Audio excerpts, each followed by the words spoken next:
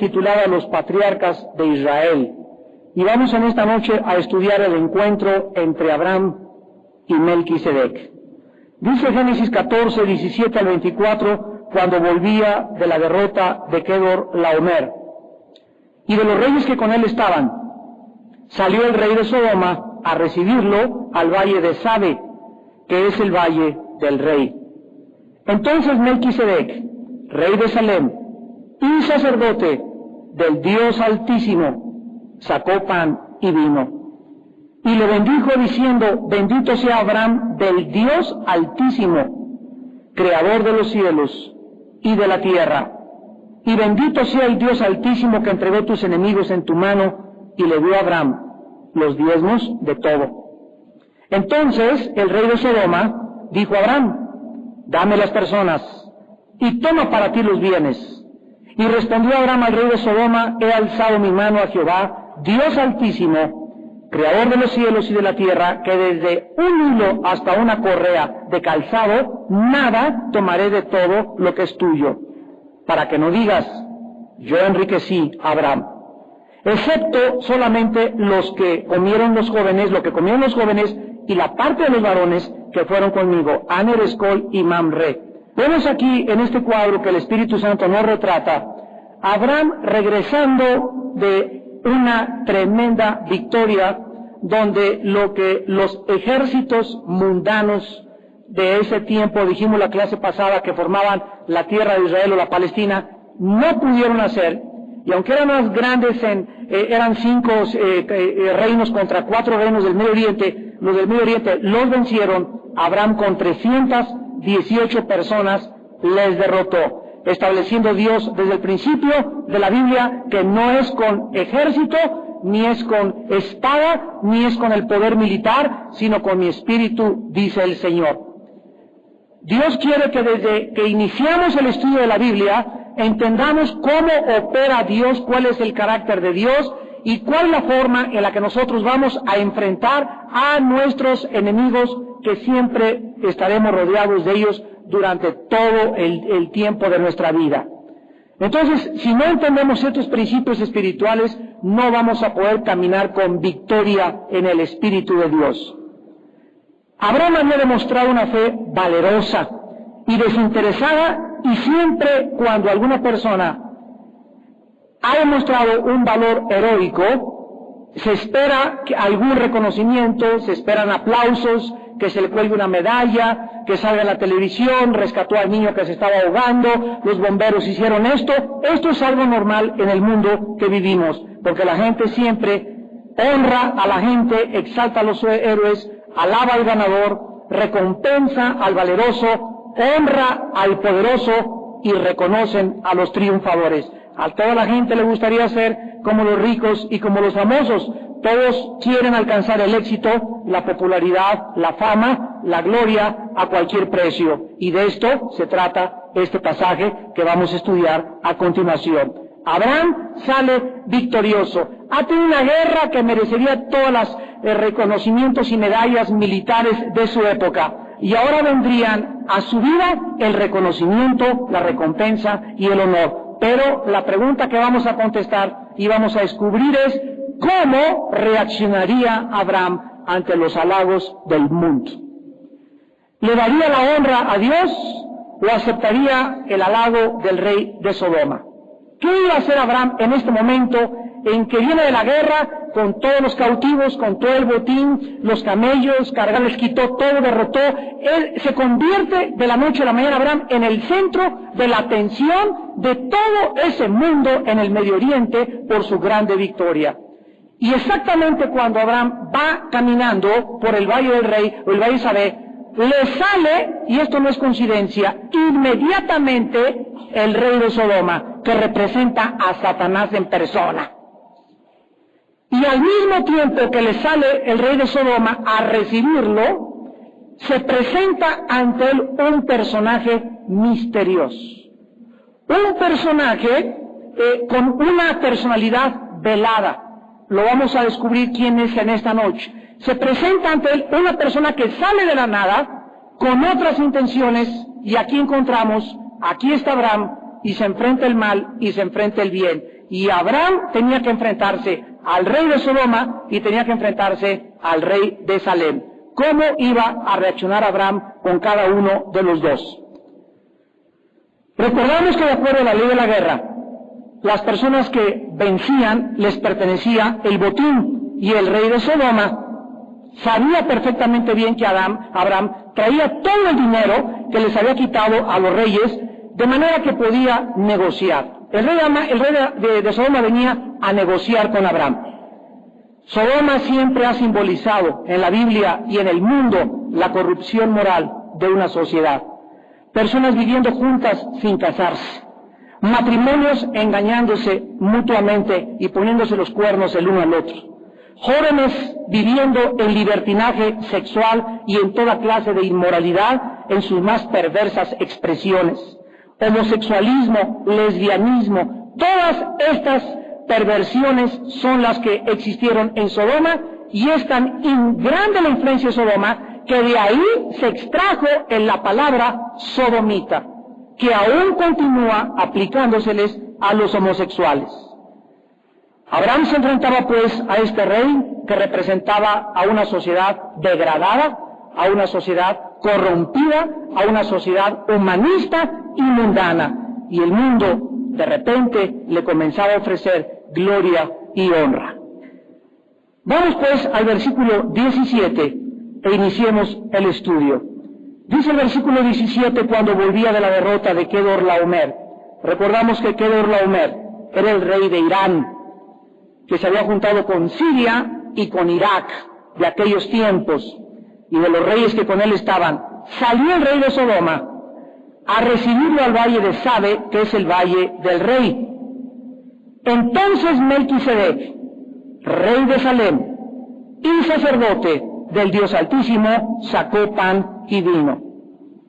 Aquí encontramos en la etimología de las palabras originales hebreas que la palabra Melqui significa rey en el hebreo y Sedec significa justicia. Le sale al encuentro a Abraham el rey, no dice de la justicia, esto es importante, el rey de justicia. En segundo lugar, tiene otro título, rey de Salem. La palabra Salem es en el hebreo Shalom, que significa paz. Y en tercer lugar, se le da otro tercer título como el sacerdote del Dios Altísimo. Si nosotros comparamos la Biblia, por ejemplo, en dos pasajes del Nuevo Testamento, Efesios 2:14 y Colosenses 1:20, vamos a descubrir que los títulos de Rey de Paz solamente le corresponden al Hijo de Dios, a Jesucristo. Dice Efesios 2:14, porque Él es nuestra paz, que de ambos pueblos hizo uno, derribando la pared intermedia de separación. O sea que esta es la cruz, y dice la Biblia que cuando Jesucristo estaba en la cruz del Calvario, Él estaba pagando por nuestros pecados, por tus pecados, pero en ese momento Jesucristo estaba reconciliándonos, aquí estamos nosotros, aquí está Dios, amistándonos, haciéndonos y juntándonos y fundiéndonos y uniéndonos en la cruz. No hay otro lugar, de acuerdo a la Biblia, donde el ser humano pueda unirse con Dios, donde el ser humano pueda darle la mano a Dios, donde el ser humano pueda, por primera vez, caminar con Dios, más que en la cruz del Calvario. La cruz es el centro del universo que Dios escogió para que el hombre hiciera con Dios la paz. Y cuando Jesús está en la cruz y tú te acercas a Jesús a la cruz y llegas hincado y le pides perdón por tu vida y le reconoces como tu Señor y como tu Salvador, Él inmediatamente te absorbe, te jala, te sube con Él a la cruz, y ahí mismo lo que Él está haciendo lo hace por ti. Tú te identificas con Él en su muerte y en ese momento la paz de Dios viene a tu corazón. Pero, dice Romanos 5:1, justificados por la fe tenemos paz. Quiero que observen, y nos vamos a ir profundo esta noche, La paz no es posible en tu vida. La paz no es posible en mi vida. La paz no es posible en una nación. La paz no es posible en un hogar. La paz no es posible en un matrimonio sin antes haber justicia. Justificados, tenemos paz. El primer fruto de la justificación, el primer fruto de la justicia de Dios, es la paz con Dios. ¿Qué significa esto? Significa que el ser humano es un ser que está en contra de la justicia. De acuerdo a la Biblia, es un ser rebelde contra las leyes de Dios. Tú y yo, antes de aceptar a Cristo como nuestro Señor, éramos rebeldes al reino de Dios. Pero cuando nosotros reconocemos que nuestra justicia era absolutamente equivocada y no era lo que Dios quería en mi vida, ni mis obras justas que eran como trapos inmundos, vengo a la cruz. Y Cristo en la cruz del Calvario, en primer lugar, cumple la justicia de Dios. Al morir por nosotros y al recibir yo a Jesucristo, Él es mi justicia, Él es mi justificación, Él es mi santidad, Él es mi sabiduría. Y como consecuencia de su presencia en mi vida, tengo paz con Dios. Vean otro pasaje en Colosenses 1:20 que acabo de mencionarles, Colosenses 1:20, y dice la Biblia, y por medio de Él reconciliar consigo todas las cosas, las que están en la tierra como las que están en los cielos, haciendo la paz mediante la sangre de su cruz. De acuerdo a la Biblia, tú no puedes tener paz. Ni yo pude jamás haber tenido paz, ni nadie va a tener paz en esta vida si no hace la paz con Dios, mediante la muerte y el derramamiento de sangre de su Hijo Jesucristo. Por eso regresamos a Génesis 14:18, a este personaje que se le llama Rey de Justicia y en segundo lugar, Rey de Shalom, Rey de Salem o Rey de la Paz. Vemos que tiene dos títulos que no los puede tener un ángel. Dos títulos que ningún ser en el universo puede llevar, ni los arcángeles. El título de Rey de la Justicia y Rey de la Paz solamente se le pueden atribuir al Hijo de Dios. Y en tercer lugar, dice la Biblia que este ser que se aparece a Abraham se le nombra sacerdote del Dios Altísimo, pero aquí quiero hacer una pausa y hacerles una pregunta. Si la Biblia dice que este hombre era el rey de Salem, y la guerra que vimos la clase pasada, atacaron a todas las ciudades de la Palestina, de lo que es la tierra de Israel. Ya vimos que Palestina, el nombre se lo dio Roma, es apropiadamente y teológicamente Israel. Era la tierra, pero todavía no Israel porque todavía no existía la tierra. Abraham fue el que fundó la nación de Israel. Pero toda esa zona geográfica es Israel. ¿Por qué los reyes que atacaron y les ganaron no atacaron Salem? ¿Por qué no la atacaron? Nosotros sabemos que la palabra Jerusalem tiene su origen primero en la segunda parte, en la segunda conformación o unión de estas dos palabras, porque la palabra Jeru, Yehu en el hebreo significa ciudad, Salem, paz. La palabra Jerusalem significa ciudad de la paz. Pero aquí no es coincidencia que el Espíritu Santo no ponga Jerusalem, sino solamente se llama Rey de Salem. ¿Por qué? Porque al no existir la palabra Jeru, significa que solamente este rey era rey de Salem, o sea, rey de la paz. ¿Y por qué? ¿Por qué los reyes no pudieron vencerla? Simplemente porque en ese tiempo no existía todavía. Vamos con más calma. Melquisedec es un personaje, como lo vamos a ver y lo vamos a comprobar en Hebreos 7, capítulo 8 de Hebreos, a continuación, es Jesucristo en su primera manifestación como un ser humano. Ahí no está encarnado, está solamente apareciéndose. Hubo muchas apariciones de Cristo y se le llama en otras partes el ángel de Jehová. Y es el Hijo de Dios. Se aparece Jesús, y lo vamos a ver más adelante cómo es Jesús, se aparece Jesús como el rey de una ciudad que no existe. El rey de Salem, por eso ni siquiera entraron, porque no existía Jerusalén. ¿Por qué? Porque él está representando a un personaje espiritual y él murió antes de que fuera en la cruz colgado, de que el mundo se fundara. Él fue muerto antes de la fundación del mundo. Y antes de la fundación del mundo, él ya había sido inmolado. Antes de la fundación del mundo, yo ya estaba en Cristo. Fuimos predestinados antes de que yo naciera del vientre de mi madre. Dios sabía quiénes iban a morir, Dios sabía quiénes iban a condenarse, Dios sabía quiénes iban a salvarse, y dice Romanos 8:29, a los que preconoció, también los llamó, y los justificó, y los glorificó, y todo en tiempo pasado. Efesios 1:13, bendito sea el Dios que nos bendijo, tiempo pasado en Jesucristo. Vemos que en la Biblia encontramos el pasado, el presente y el futuro intermezclados. Esto es asombroso. La Biblia es el único libro que nos presenta los tres tiempos en los cuales vivimos nosotros intermezclados, porque la Biblia es un libro hiperdimensional. A ver si lo escuchaste, apunta la palabra, hiperdimensional. ¿Qué significa esto? Que la Biblia es un libro que transporta al ser humano al pasado, lo refleja en el presente y lo proyecta hacia el futuro, porque el Dios de la Biblia no es un Dios, no es un autor común y corriente que solamente refleje el presente, sino que es un Dios que vive fuera de nuestras dimensiones y que nos dice lo que pasó antes, ahora y en el futuro. Por eso se llama el Dios del principio y el Dios del final, el Alfa y la Omega. Cristo está aquí representándose como el rey de Salem, no de la ciudad de Jerusalén, sino de Salem nada más. Ya ciudad le pusieron los hombres. A ver si me va siguiendo. Si no, ahorita en 5 minutos lo agarras.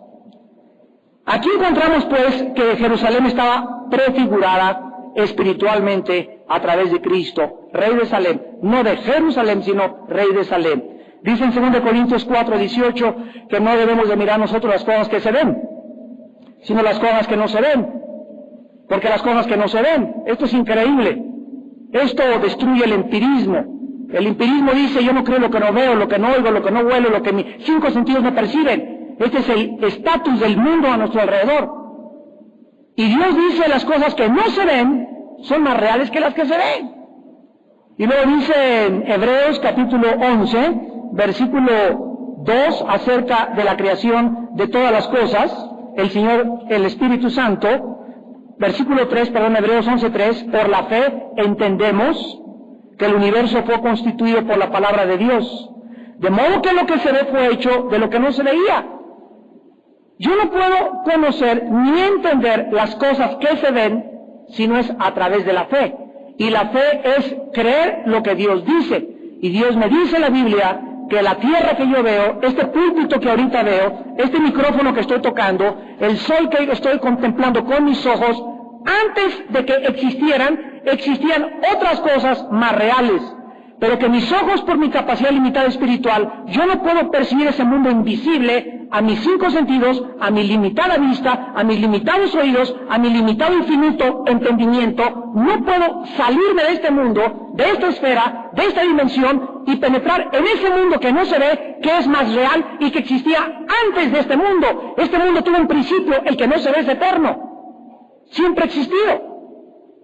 Por eso las cosas que no se ven son más reales, porque lo que ves ahorita no lo vas a ver ahorita, porque todo va a ser acabado por el fuego y destruido. Tu esposa la ves ahorita, tu esposo lo ves ahorita, en 10 años, en 5 años tu esposa ya no la vas a ver hecha polvo, enterrada en un ataúd. A tu perro no lo vas a ver siempre. Todo, absolutamente, en esta vida es transitorio, es temporal, todo pasa fútilmente, todo es una vanidad. Todo es como un sueño que se va a desvanecer.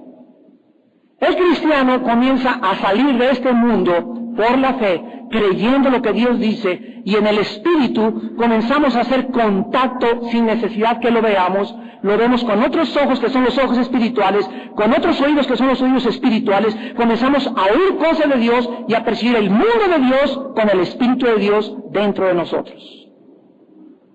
Y comenzamos a sentir el testimonio de Dios en nuestro corazón de que realmente las cosas espirituales son más bellas que las cosas materiales que perciben nuestros 5 sentidos. Cuando en el versículo 18, en tercer lugar, se le dice a Melquisedec, sacerdote, nos impacta y asombra. Un momentito. Wait a minute. El sacerdocio no existía. La palabra sacerdote es la palabra hebrea Cohen, C-O-H-E-N, Cohen. Este sacerdocio fue entregado cientos de años después, hasta que Moisés subió al monte Sinaí, y en los 40 días que Moisés estuvo en el monte, Dios le reveló el libro de Levítico, Dios le reveló el libro de Éxodo, y Dios le reveló el libro de Deuteronomio a Moisés. Esos 3 libros Dios los reveló en la punta del monte a Moisés.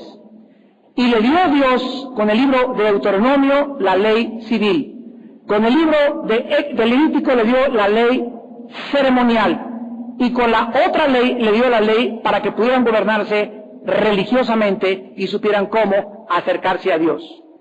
3 leyes, la ceremonial, la moral y la civil. Los 10 mandamientos, la ley moral. La ley civil, la ley de cómo gobernarse los reyes, y la ley ceremonial, Levítico, cómo acercarse a Dios. Estas 3 leyes le dio Dios, y después que bajó Moisés, le dijo Dios a Moisés: apártame a esa familia de tu hermano Aarón.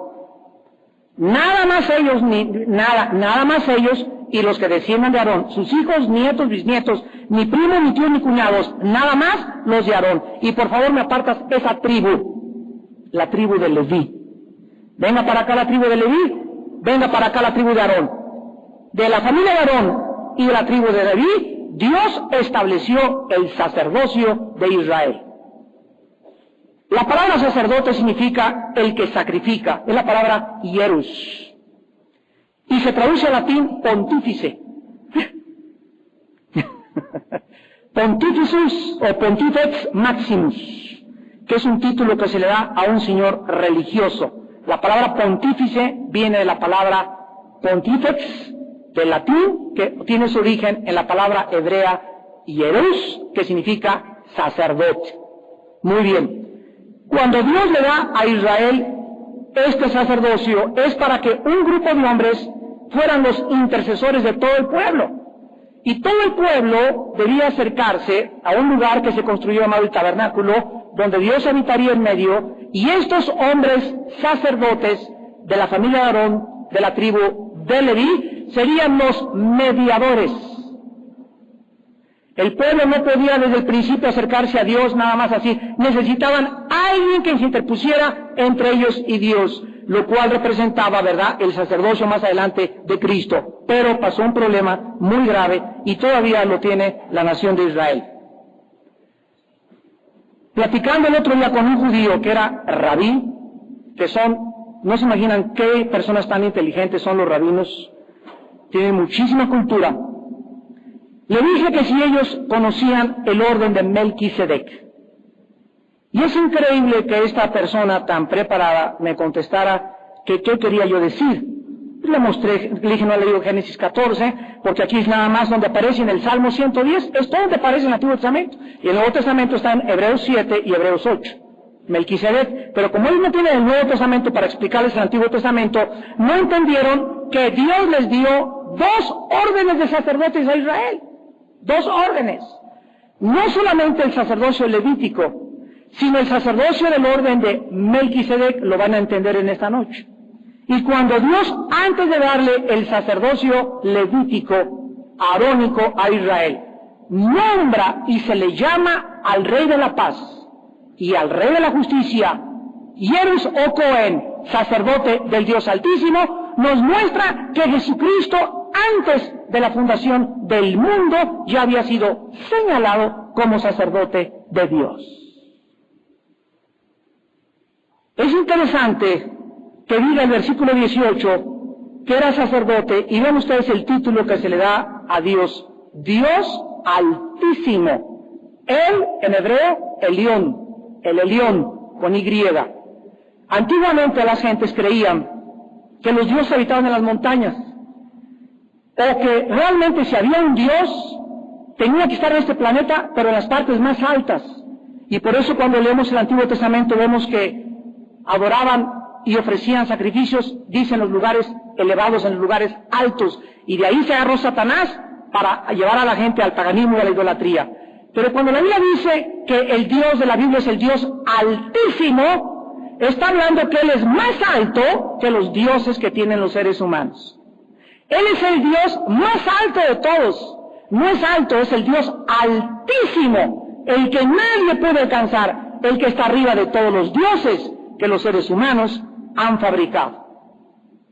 Sacerdote del Dios altísimo, del que está allá arriba en el cielo. Y antes de pasar al pan y al vino, vamos a Hebreos 7.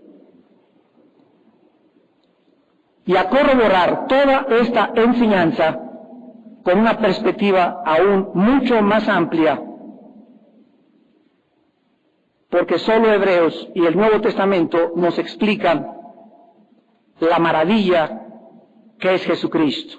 Dice Hebreos 7, es la primera vez que se menciona en el Nuevo Testamento Melquisedec. Miren ustedes, vamos con calma, porque este Melquisedec, rey de la paz o rey de Salem, otra vez se le dan los títulos de Génesis 14 y 18.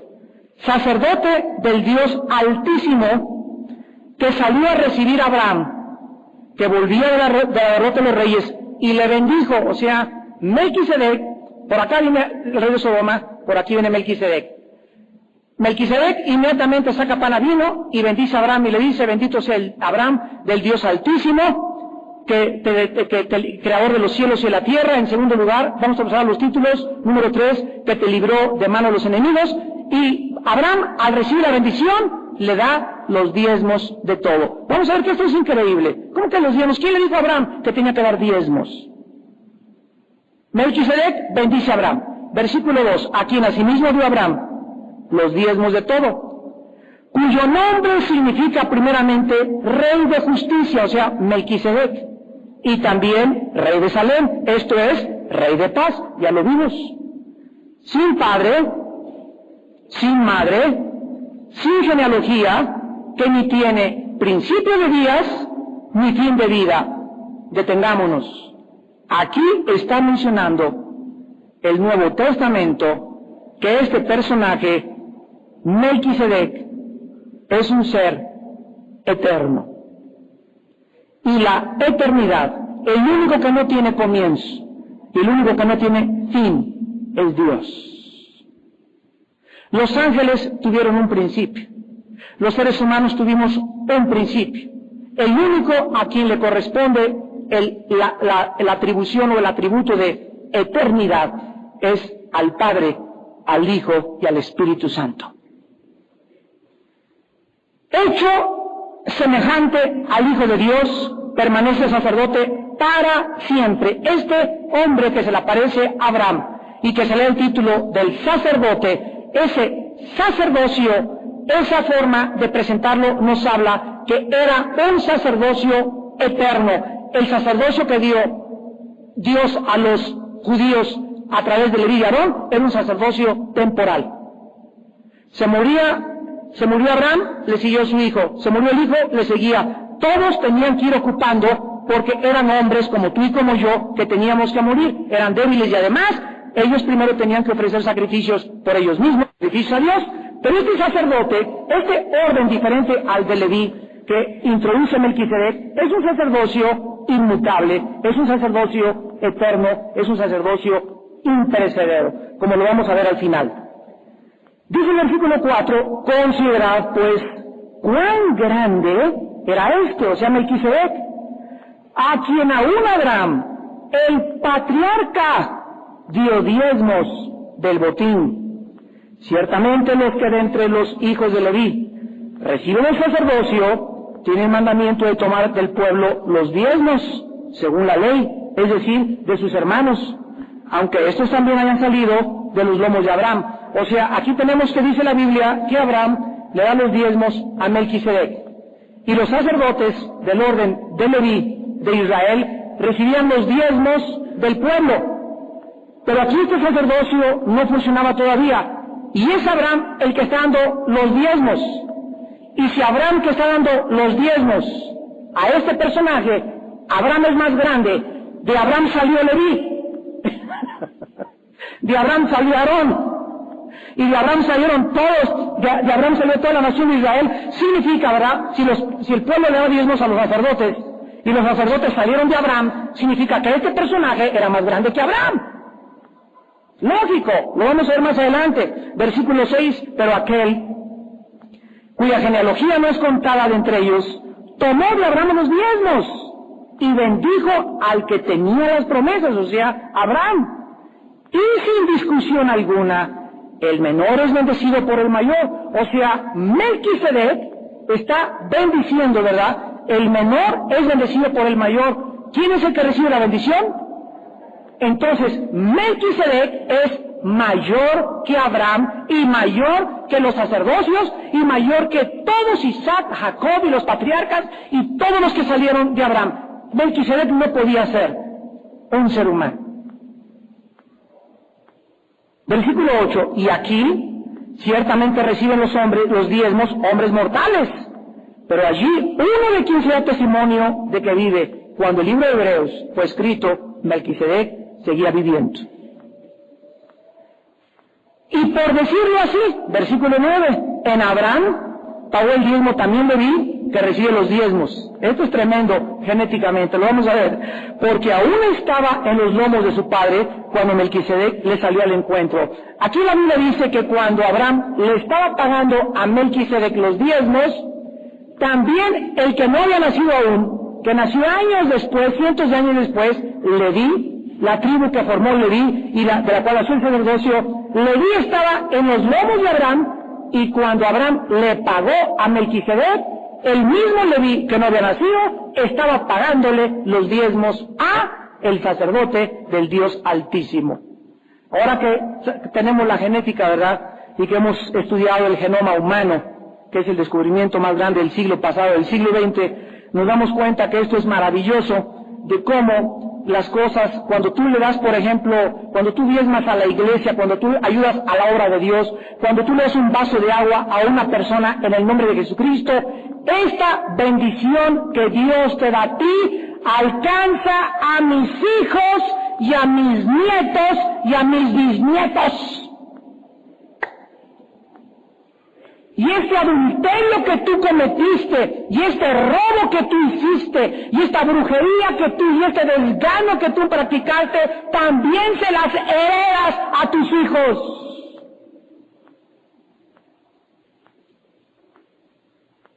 Todo está dentro de una ley espiritual que se llama la ley de la herencia. Leví, que no había nacido, estaba en Abraham pagándole diezmos a Melquisedec genéticamente y espiritualmente hablando. Por lo que si Abraham estaba representando todo el sacerdocio que iba a salir de él, y todo el sacerdocio estaba en Abraham, y Abraham estaba pagándole los diezmos a Melquisedec, el asunto de ese pasaje es que Melquisedec era superior a Abraham y a todos los sacerdotes del Antiguo Testamento. Ahora dice el versículo 11, si pues la perfección fuera por el sacerdocio levítico, porque bajo él recibió el pueblo la ley, ¿qué necesidad habría de que se levantara otro sacerdote según el orden de Melquisedec y que no fuese llamado según el orden de Aarón? O sea, esto, capítulo 7 de Hebreos, es una joya preciosa para hablar con un rabino judío. Para hablar con cualquier persona de extracción judía étnicamente que esté buscando verdaderamente razones, es maravilloso. Y le explica, ¿verdad? Mira, si el sacerdocio levítico que ustedes heredaron de Moisés, de Leví, de Aarón, hubiera sido perfecto, no había necesidad entonces de que hubiera otro sacerdocio. ¿Cuál sacerdocio? Aquí está el orden de Melquisedec. Porque aquí se le llama a Melquisedec, yo le dije a este rabino, sacerdote. ¿Cómo me explica usted? Le pregunté que se le llame sacerdote cuando no existía el sacerdocio. No me pudo contestar, porque no puede comprender toda la revelación de Dios, y ahí están, como dice el 2 Corintios 3, su entendimiento se embotó. Están ciegos. No pueden ver la realidad de las cosas, no pueden entender el plan de Dios, porque necesitamos la iluminación del Espíritu Santo para que el Espíritu Santo nos ilumine la mente y nos explique Él lo que significa todo cuando ponemos las piezas de la Biblia juntas, precepto sobre precepto, de pensamiento sobre pensamiento, acomodando lo espiritual a lo espiritual, línea sobre línea. Es la única forma de poder comprender las Sagradas Escrituras. ¿Qué ¿qué necesidad habría de otro sacerdocio? Entonces Dios sabía, desde que le dio el sacerdocio a los levitas, que era un sacerdocio solamente temporal y que no iba a través de ellos venir el Mesías. Versículo 13. Y de aquel de quien se dice esto, es de otra tribu. Está hablando de Melquisedec y de Jesús.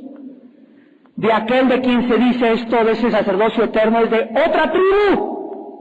No es Leví, es otra tribu que no era Leví, de la cual nadie sirvió el altar.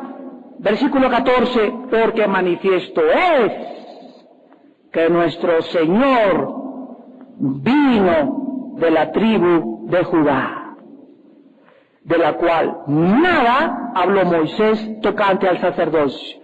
Moisés les dijo, ¡hey Leví!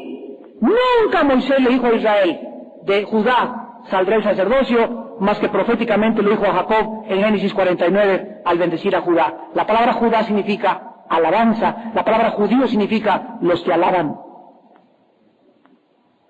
Los que alaban y adoran. Y Jesús dijo en Juan 4, mi Padre es espíritu y los que le adoran en espíritu lo tienen que adorar. Y Dios busca estos adoradores.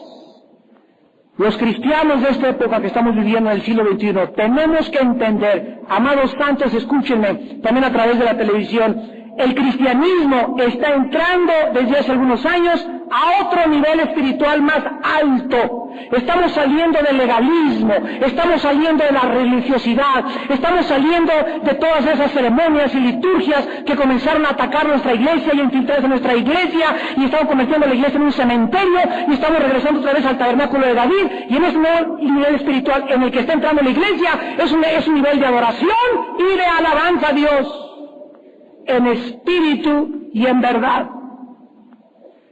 Y a todos los cristianos que llegan a la iglesia los domingos, santo, santo, santo, Señor omnipotente, y viendo la llave, y viendo las piernas a la otra, y viendo qué clase de reloj trae el otro, y a ver qué dicen, y no puedo brincar porque, ay, ¿qué van a decir? Estoy haciendo el ridículo, y no se han desatado, ni han podido encontrar libertad, ni pueden expresar el gozo de sentirse salvados. Así se van a quedar como estatuas de sal, como la esposa de Lot cuando vino Cristo, cuando destruyó Sodoma y Gomorra. Como estatuas de sal. Y es hora que cuando venga la oración de iglesia, de veras te olvides de todo, y adores, y toques el cielo con tu alma, y te olvides de tu licuadora, de tu perro, de tu negocio, de los que te persiguen, de tus enemigos, y te centres y te acuerdes de que si tú en ese momento te centras en Dios, y tocas a Dios con tu adoración, y con tu alabanza, Dios se mueve, porque Él se mueve a través de tu fe. Cristo vino de Judá y Moisés no habló nada de la tribu de Judá, él dijo que de Leví. Entonces pasan los años, aparece Jesús y comienza la gente, es el Mesías.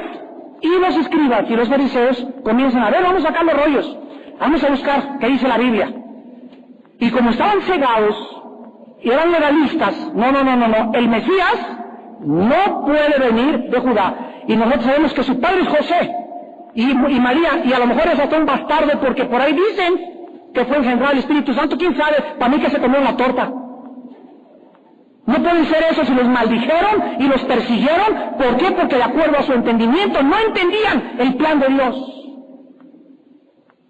Si hubieran leído más detenidamente la Escritura, su ceguera, su amargura, su rencor, su coraje, sus celos, sus envidias, les hubieran podido ver y permitir entender cuál era el plan de Dios en la vida de ese hombre. Pero no lo pudieron hacer. Dice en Santiago 3 que donde hay celos y donde hay amargura es la sabiduría terrenal, animal y diabólica. No puede Dios iluminar ninguna mente en esta vida celosa, envidiosa, avara, con coraje, con rencor y con amargura. Impides, te bloqueas totalmente ante la iluminación del Espíritu Santo, porque Él es santo, el Espíritu Santo, y para que ilumine mi mente tiene que ser santa. Y antes de que me ilumine, Dios me recuerda, quítate tus guaraches que estás pisando terrenos santos. ¿Quieres respuestas? Límpiate límpiense los que llevan los instrumentos de Jehová y entenderán todas las cosas. Es nuestra falta de limpieza, el pecado escondido en tu vida, con el cual no quieres tratar, lo que impide que Dios se manifieste a tu corazón. Regresamos a Génesis 14. Y entonces, en cuarto lugar, este personaje Melquisedec saca pan y vino. Y esto es asombroso, porque si nosotros vemos en Mateo 26, versículo 26 al 28, encontramos que son los dos elementos, pan y vino, los dos elementos que Jesucristo sacó, y no es coincidencia, la Biblia no es coincidencias, sacó al celebrar la última cena para representar y simbolizar el pacto de sangre. Mateo 26, 26. Mientras comían, tomó Jesús el pan, bendijo y lo partió y dio a sus discípulos y les dijo: tomad, comed, esto es mi cuerpo. Y tomando la copa y habiendo dado gracias, le dio diciendo: bebed de ellas, porque eso es mi sangre del nuevo pacto. Esto es mi sangre del nuevo pacto. Ya vamos a salir del antiguo pacto, mis queridos amigos, y vamos a entrar a un nuevo convenio. Vamos a salir de las antiguas cláusulas que los ataban y los obligaban bajo la ley, y vamos a entrar a otro pacto con mejores promesas, con mejor sacerdocio, con mejores promesas. ¿Por qué? Porque es el pacto de mi sangre, que por muchos es derramada para remisión de los pecados. Cristo en la última cena les da el pan y les da el vino, y les dice que el pan y el vino son los elementos cualitativos y cuantitativos que manifiestan el pacto de sangre. Y cuando Abraham sale y viene el rey de Sodoma para acercarse, y viene Melquisedec le ofrece a Abraham lo que Cristo le ofreció a los discípulos: pan y vino. ¿Qué significa esto? ¿Qué significa esto? ¿Qué creen ustedes que significa esto? Melquisedec estaba ofreciéndole pan y vino a Abraham porque le estaba adelantando, le estaba prefigurando, le estaba simbolizando que Abraham, aunque iba a vivir bajo un pacto que era el pacto de la ley, él, sin embargo, a ser el padre de la nación que saldría de sus lomos, de donde venimos todos los que somos hijos de Isaac y de Abraham espiritualmente, ellos iban a entrar verdaderamente en el pacto de sangre. Antes que Dios les diera en el Sinaí la ley, Dios les da en Melquisedec la representación de que es mucho mayor, más grande el pacto de sangre que el pacto del monte Sinaí. ¡Qué increíble es la Biblia! ¡Qué increíble es la palabra de Dios! Y entonces Abraham le da los diezmos de todo. Versículo 20. Desde el principio de la Biblia nos muestra Dios que si Él es el Dios Altísimo, porque dice: tú eres el Dios, Abraham, del Dios Altísimo. O sea, Abraham le pertenecía a ese Dios que es más grande que todos los dioses. Si Dios es el Dios de Abraham, si mi Dios es el creador de los cielos y la tierra, y lo creo, y si mi Dios me ha librado y me seguirá librando de todas las malas lenguas vituperinas y de todos mis enemigos, lo menos que yo puedo hacer para reconocer que Él es el Altísimo, el Creador y mi libertador, darle el 10% de mi cartera. El momento en que yo le doy a Dios el 10% de mi cartera, estoy solamente reconociendo que Él es el dueño del 100%. Y que ese 10% que yo le doy es solamente una acción, una obra, porque la fe sin obras es muerta. Si yo digo que Él es y no lo hago, mi fe es la fe de los demonios. La única forma en la que yo pueda ser librado del cáncer de la avaricia y del cáncer del egoísmo es dándole a Dios lo que me pide. Cuando le doy a Dios, y le doy a Dios, y le doy a Dios, y le doy a Dios, y le doy a Dios, sale de mí todas aquellas fuerzas malignas que me hacen, no, si le das te vas a quedar, y la avaricia, y la idolatría, y esa cosa aferrarme, mientras yo no le saque a Dios, y le dé a Dios, no voy a prosperar. ¿Quieres prosperar? ¿Debes dinero? ¿No tienes trabajo? Siembra, saca, dale lo más que puedas. Es la única forma que salgas de pobre. La pobreza paupérrima es una maldición en la Biblia. ¿Cómo lo sabe, hermano? 2 Corintios 9, poderoso es Dios para hacer que en ustedes abunde toda buena dádiva, para que teniendo en todas las cosas, deis abundantemente, dice la Biblia, 2 Corintios 9.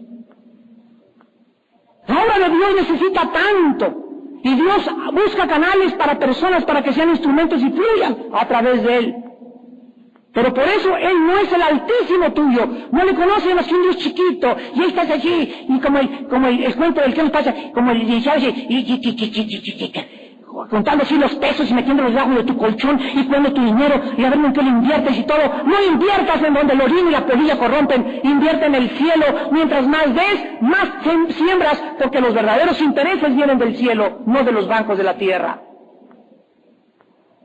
Pero esto es revelación. Y hasta que tú no tengas esa revelación, no lo entiendas, no lo vas a hacer. Y no lo haces porque no lo crees, y por eso vives como vives, en derrota, en deuda y en bancarrota, por avaro. Y entonces el rey de Sodoma, dice el versículo 21 para terminar, se acerca a Abraham, y miren ustedes a este padrino tuyo. A mí de Sodoma no le interesa el dinero, cosa curiosa, y le dice a Abraham, mira Abraham, quédate con el oro, la plata, quédate con todo. A mí me interesan las almas. Dame las personas, dame las almas. Vénganse para acá mis nenes. ¿A dónde se las quería llevar? A Sodoma. Y ahí Lot, que fue uno de los que, ¿se acuerdan en la clase pasada? Que fue uno de los que libró a Abraham. No, yo así entendí la lección, que me regreso, que me regreso. Tío, perdóname, quiero servirte, nada. Lo vamos en Génesis 19, que se regresó a Sodoma con el rey de Sodoma. Y vamos a ver cómo acabó cuando lleguemos allá. El diablo le interesan las almas. Vente, usa el sexo antes de que te cases, ven, ándale, no seas anticuado, es una cosa normal, es original. La masturbación no es una cosa de la religión, no hay ningún problema, es más, es beneficioso que vean pornografía en los matrimonios para que tengan, es beneficioso que cambien de pareja de vez en cuando. La dueña de la revista Cosmopolita la acaba de declarar hace como 4 o 5 meses, ahí tengo el recorte en el periódico, creo que se llama O'Brien o Brown, esta señora, es que es importantísimo que las parejas tengan otras parejas para que puedan destraumarse de que no solamente tienen que ir para una sola pareja. Te recomiendo que tengas un amante. Vénganse mis chiquilines, vénganse a ver El Exorcista. El Exorcista es una película que transmite los demonios más poderosos que hay en la tierra, y las personas que ven esa película, escúchenme cristianos, van a ser atormentados por meses psicológicamente, y tal vez hasta el psiquiatra vaya a acabar, o Calabozos y Dragones. Son las películas más satánicas que están en la cartelera. Un cristiano no puede atreverse a ver eso. Y si vas por curiosidad sin que sepas, tu mente va a comenzar a sufrir un daño a los 4 o 5 días, a los 15 días o al mes, porque hay demonios transmitidos a través de esas películas. Tenemos que ya discernir, santos de Dios. Las almas están en juego. Y tu alma, toda la gente que no conoce, pero tú que conoces al Dios altísimo, creador de los cielos y la tierra, el que nos libre y nos quiere seguir librando, nos dice, no toquéis los muertos, no toquéis lo inmundo, salgan de Babilonia, pueblo mío, no se contaminen. Cuídense, cuiden sus mentes, el ataque es a la mente. Yo le decía a los pastores ahora, ¿por qué no vine aquí al Congreso de Mujeres el sábado a venir? Pues porque 2 casos de suicidio el sábado tuve en Toluca. 2 familias, 2 hombres se quisieron matar. Y los 2 cristianos. Un banquero de un banco muy famoso, me reservo su nombre, iba a la iglesia del sur de Guasumeño y se quiso matar el sábado de la mañana. Ya venía para la calle a las 2 de la tarde, otro intento de suicidio de otra persona, hijo de otra hermana del sur, que se quiso matar con un cuchillo cortándose todo. Llegó a su casa, sangre en los niños, sangre en la cara, la bocina toda cortándolos, y con todo el cogote de fuera y sangrentándole, cayéndose todo el chorrotón de sangre por cobarde. Como le dije, eres un cobarde. Qué bueno que no te moriste, le dije, porque tú quieres huir de esta vida y hubieras acabado en el infierno. Entonces, si tú te quieres matar para acabar peor, mátate, le dije. ¿Cómo que nada? Es una cobardía dejar a tus hijos y a tu esposa. Yo no tengo trabajo, lucha y tiene el Señor Todopoderoso. Te has dejado de Dios y los que están en Jehová tendrán nuevas fuerzas. Pero dice la Biblia en Apocalipsis 21:8, los cobardes encabezan la lista al lago de fuego. No los adúlteros, no los asesinos, no los secuestradores, dice Apocalipsis 21:8, los cobardes van primero al reino de Satanás. Es una cobardía tratar de quitarse la vida. Pero así está el mundo. Satanás está empujándolos a todos ustedes. Métete a ver esas películas, vas a salir atormentado, vas a tener pesadillas, vas a comenzar a tener irritaciones, van a comenzar los demonios a trabajar, porque es la mente el campo de la batalla entre el bien y el mal. Todo lo que es bueno, todo lo que es puro, todo lo que es transparente, todo lo que es honesto, Filipenses 4:8-9, en esto pensad. Dame las almas, le dice el rey de Sodoma, versículo 23, y le dice a Abraham, he alzado mi mano a Jehová, creador de los cielos y la tierra, que desde un niño hasta una correa de calzado, nada tomaré de lo que es tuyo, para que no digas, yo enriquecí a Abraham. Cuando el mundo nos quiere halagar y nos quiere recompensar y nos quiere comprar, no te vendas. No te vendas. Mi jefe me dijo que si no iba a Vips a tomarme un café con él y perdía mi trabajo de secretaria, pues que te corra secretaria y dígale, mire viejo Juan Camaney, yo no voy con usted porque usted es una persona casada, ni el coche me subo con usted, y si pierdes el trabajo por tu dignidad y por guardar tu moral, Dios te va a recompensar porque Él es el Altísimo, el Creador de los cielos y de la tierra, y el que nos libra y nos sigue librando de nuestros enemigos. Él es el Dios de Abraham, Él es el Dios de Isaac, Él es el Dios de Jacob, Él es el Dios y Padre de nuestro bendito Señor Jesucristo. Oremos.